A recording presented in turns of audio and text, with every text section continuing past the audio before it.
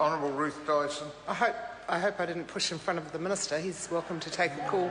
It's usual for the Minister to take a call first up in debates of this situation, but he doesn't seem to want to, but I'm happy to wait. It will be worth waiting for, I'm sure.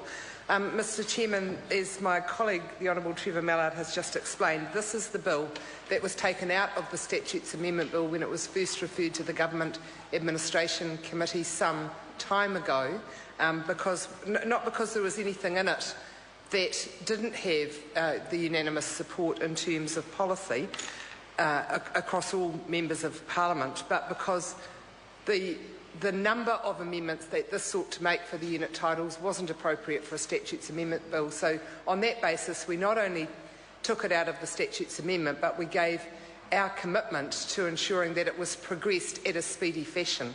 That was in May of this year, quite early in May, at the start of the second week in May, and it's now nearly the end of November.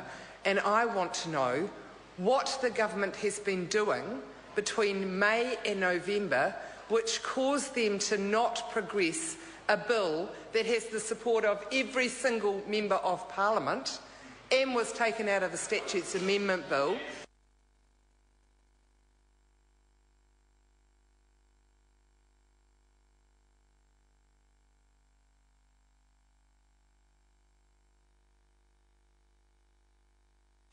Let alone explaining how the incompetence of the Leader of the House in terms of House management could possibly justify us putting a bill through like this under urgency.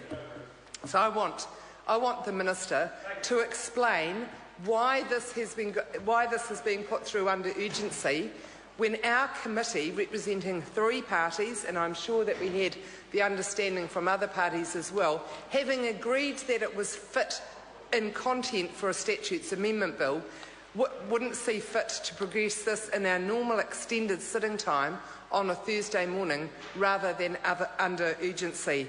The other point I want to make, Mr Chairman, is that our understanding was that the government, for the last 5 years, has been working on a substantial housing package, including reform of the Unit Titles Bill.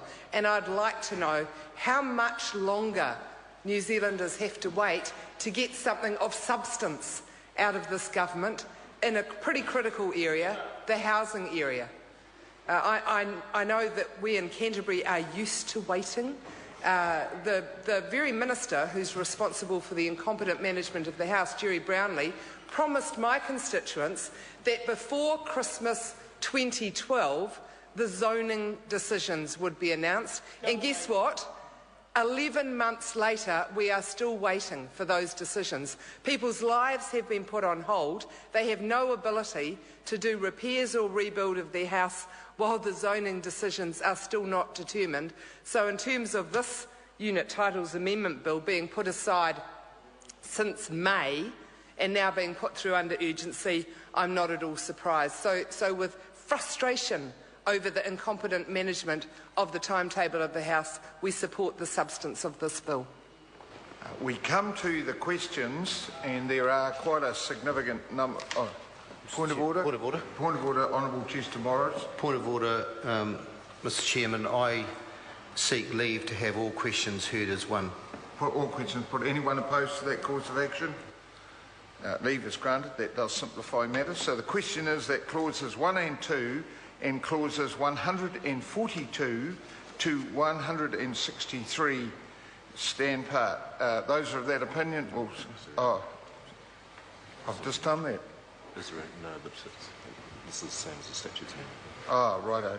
Is there any objection? Right. Then, so the question is that clauses 1 and 2 and 142 to 163 stand part. Those of that opinion will say aye. Aye. Contrary, no. The ayes have it. I will report this bill without amendment.